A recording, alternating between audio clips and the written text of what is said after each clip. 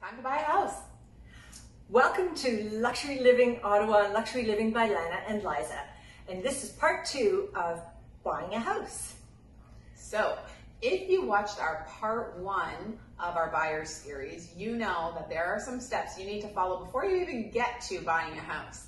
Things like figuring out what you are pre-approved for, doing a little research in the neighborhoods you want to find, figuring out the criteria for your house. And then you get to the process of buying a house. That's right. And that's where it's important that you have us, the realtors, working on your behalf. And how does that happen? Well, it's time to sign a buyer representation agreement, which makes our relationship official with our clients and helps us to work for your best needs. And all of this information and how we work for you is outlined in the second document we have you sign, which is called Working with a Realtor. This is all relevant to Ontario contracts and Ontario agreements. Exactly. So once these documents are signed, exciting times, it's time to pick some properties to go and look at. But before we look at them, what should we do? We want to look at everything there is to see online. That is the videos, the virtual tours, the 3D tours, any other pictures we can find, and perhaps a flow of there might be other pictures that we can find for our buyers also, right? Previous listings. Exactly. The online tools that we can use will help give us a better sense of the property. And once you look at those, we can actually then go in person. Town who can't go see a property, and that's where we really rely on the virtual tours and 3D tours and the videos of the property. Exactly. We're using those a lot with our clients that are maybe buying from out of country or within the country, but maybe a different province. Yes. And sometimes I've also brought along their family or friends to go to the property with me. It gives them another perspective from not only my eyes, but someone they know well. So that helps them feel comfortable. Great idea. But what about the prices? Like the prices of these properties, it's been quite a dynamic market, hasn't it? It can be hard to figure out. So we're going to give you a few tips that when you're buying a property, you want to figure out what type of price is this? Okay. So 2 types, right, Lana? Yes, that's right. We have an attraction price and we have a market value price. Now, the market value price is usually indicated by a no offer date, or maybe just 24 hours to review offers. Right. And the no offer date really means that we've priced it at market value, and this is what we are expecting to get for this house. Exactly. So when you're looking online and you read on MLS, on Realtor.ca, the public remarks, you will not see an offer date. That probably means it's priced at market value.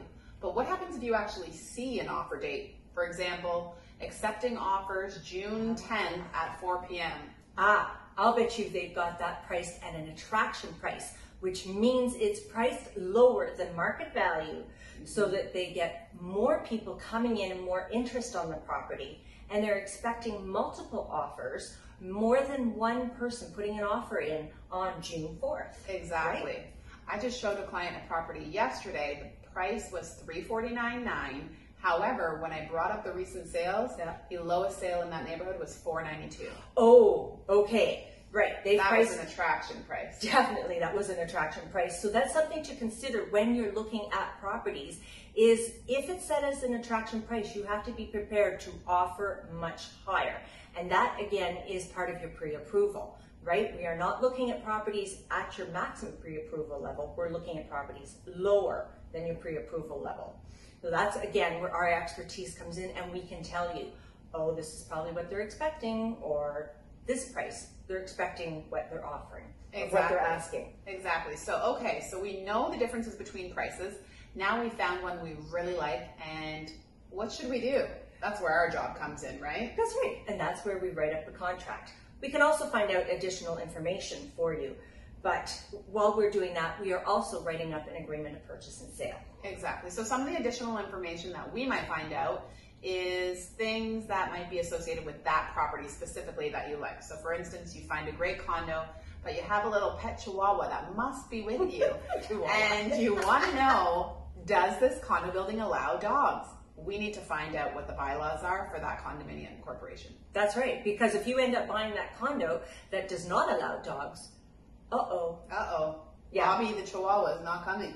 No. That can't happen. No, that can't happen. And that's where we protect you, is finding out these sort of details beforehand. Yeah, or maybe you want to know when the septic was last pumped.